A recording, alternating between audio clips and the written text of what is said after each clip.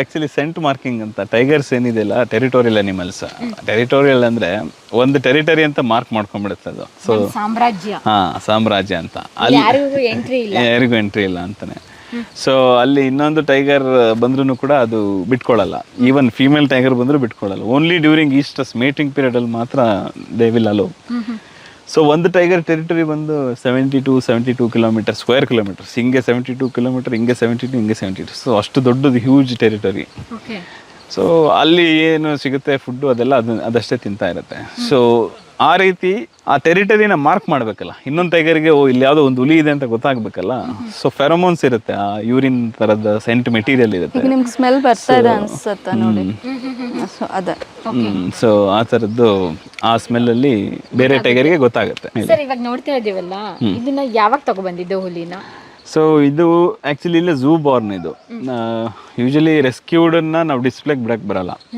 Rescued ಯಾವಾಗ ಆಗುತ್ತೆ, animal ಒಂದು ಟೈಗರ್ ವೈಲ್ಡಿಂದ ರೆಸ್ಕ್ಯೂ ಯಾವಾಗ ಆಗುತ್ತೆ ಅಂದರೆ ಮ್ಯಾನ್ ಈಟರ್ ಆದಾಗ ಅಥವಾ ಏನಾದರೂ ಇಂಜುರಿ ಆದಾಗ. ಸೊ ಅದೆರಡೂ ಇಲ್ಲ ಅಂದರೆ ಝೂ ಬಾರ್ನ್ ಇರುತ್ತೆ. ಸೊ ಅಂದರೆ ಈಗ ಮ್ಯಾನ್ ಈಟರ್ ಆದರೆ ಮಾತ್ರ ಅದನ್ನು ಬಿಡಕ್ಕೆ ಬರಲ್ಲ.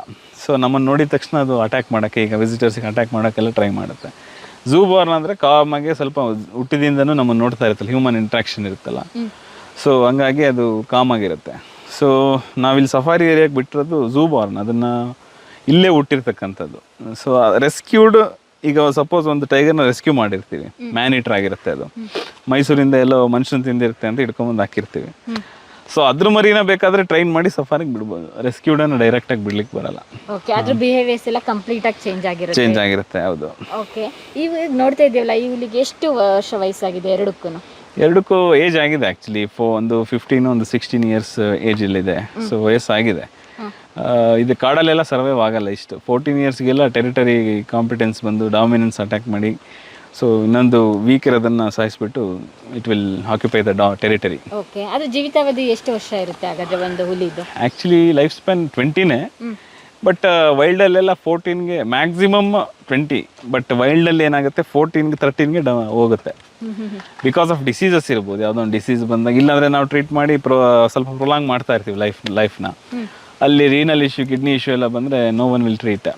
ಅದೊಂದು ಇನ್ಫೆಕ್ಷಿಯಸ್ ಡಿಸೀಸಸ್ ಕೂಡ ಒಂದು. ಆಮೇಲೆ ಅದು ಈಗ ಹೇಳಿದ್ನಲ್ಲ, ಈಗ ವೀಕ್ ಆಗಿರತಕ್ಕಂಥದ್ದನ್ನು ಈ ಥರ ಈಗ ಇನ್ನೊಂದು ಸ್ಟ್ರಾಂಗ್ ಟೈಗರ್ ಬಂದು ಅಟ್ಯಾಕ್ ಮಾಡಿ ಸೊ ಟೆರಿಟರಿನ ಆಕ್ಯುಪೈ ಮಾಡುತ್ತೆ.